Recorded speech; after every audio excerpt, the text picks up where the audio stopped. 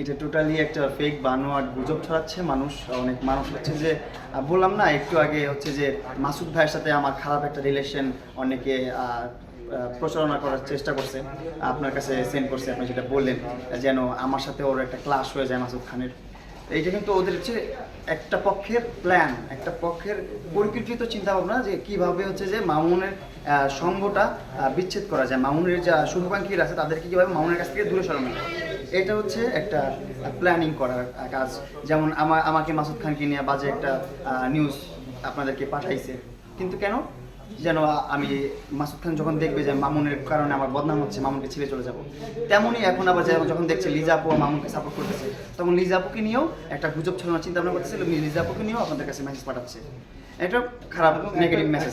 তখন ভাবতেছি যে এটার কারণ তো একটা মানুষ মানে কেন কান্না করবে না?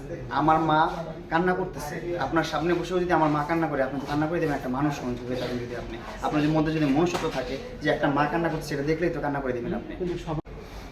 হ্যাঁ, আমার বিষয়টাই ওরকম। আমি এরকম একটা জায়গায় পড়েছি, আমার এমন একটা সিচুয়েশন হয়েছে যেটা আমার কখনো হবার ছিল না, যেটা না হওয়ার ছিল সেটা হয়ে গেছে, সেটা আল্লাহ তাআলা কপালে রাখছিল তাই হয়ে গেছে।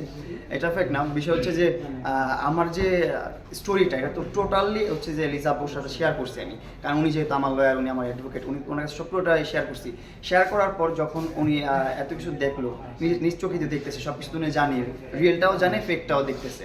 তো যখন ফেকটা দেখতেছে, দেখার পরে যখন আমার মা ওনার সামনে কান্না করতেছে, তখন উনি একজন ভালো মনের মানুষ, উদার মনের মানুষ, এটারই প্রমাণ হচ্ছে ওনার চোখ দিয়ে পানি চলে আসছে যে একটা ছেলের নির্দোষ ছেলে বা যেই হোক, একটা দোষী ছেলেই হোক না কেন, যে তার ফ্যামিলিটা চালাচ্ছে, সেই ছেলেটা এখন জেলে আছে, তার আম্মু কান্না করতেছে, তখন সে কান্না করে দিচ্ছে, এটা ইমোশনাল হয়ে। আমি মনে করি যে এটা কোনো খারাপ কিছু না, এটা উনি একজন যার ভালো মানুষ, উদার মনের মানুষ। আমার এরকম কোনো ইচ্ছা নাই আর এরকম কিছু বলতে চাই না ওকে নিয়ে। আমি ওই লেলাপুর সঙ্গে কোনো কথাই বলতে চাই না, ওর মতো ভালো থাকে। হাতে কোনো 4-5 সাংবাদিক নিয়ে আমার এন থেকে আপনারা এরকম কিছু দেখতে পারবেন না। আপনাদের যে ভালোবাসাটা আমি অর্জন করেছি, এই ভালোবাসাটা আমি ধরে রাখবো অ্যান্ড সারা জীবন ধরে রাখবো। আমরা কি কখনো আর লায়লা মাহমুদের সাথে দেখবো? ইনশাল্লাহ।